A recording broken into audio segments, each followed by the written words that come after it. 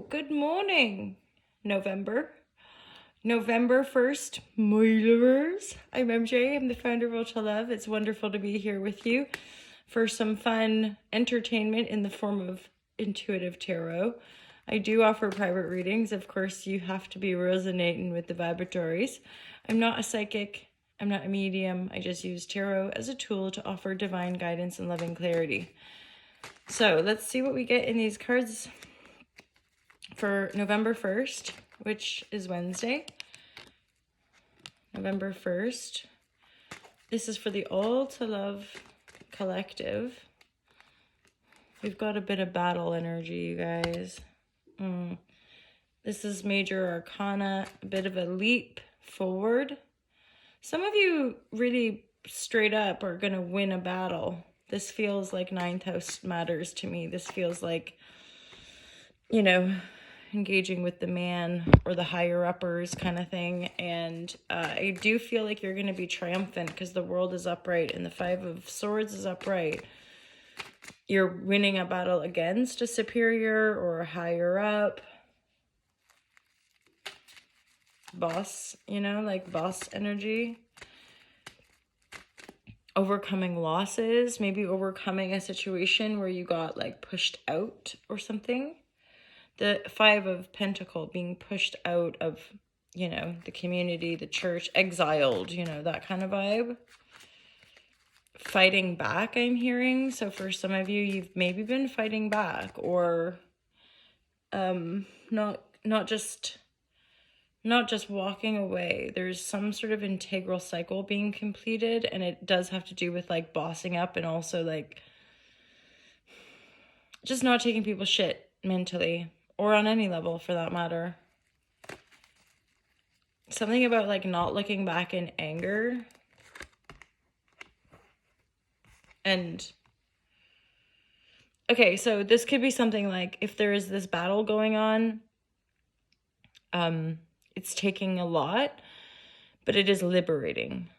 So it might feel disempowering. It might feel like all of your resources or like just it sucks, right? Or you're being taken to court, or you can't see the future necessarily. However, you're starting to see like maybe how you created the situation. And it's like that, isn't it? It's like once you see, you can't unsee. This is maybe part of the shift. You know, it could be a situation where you stand up against somebody who's being a douchebag. Douchebag. And not a lover. I need clarity here. I feel like you like maybe found power within yourself or stood up. I just heard you've just stood up to your own bullshit. Eight of Swords. Eight of Swords would be like our own razzmatazz that's keeping us bound. And she's not at all bound. Like, she's not in a prison. Oh my God. You're like, just take your blindfold off. You're okay. It's like a stew, though. I feel like it's like hitting rock bottom, or getting to this place of like, oh my God, I've been thinking this way and this isn't serving me. And there's some sort of liberation point or a shift that's taking place or about to take place that just, yeah, wins the battle, as it were. And I'm hearing too, like it changes the game. Sun card. Just be mindful, like for some of you, you might be in resistance to the change. So this could be really, really uncomfortable.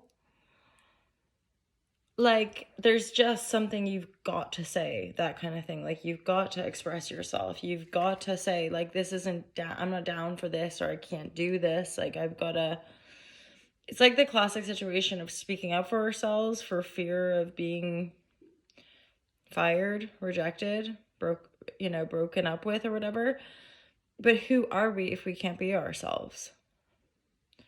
Like if we can't honestly communicate, if we can't be the fullness of who we are, it's not worth it, right? So the sun here is like that disempowered energy, feeling mentally imprisoned, all of that is having to like fall away.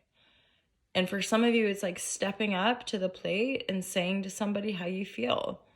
This is the empowerment piece, my lovers. You finally speaking up and going, I don't like how that's done, or da da da da, is like what changes the game, because then you step into the new world, leapfrog over all this disempowered energy. I think because like deep down you do know you've got the power, but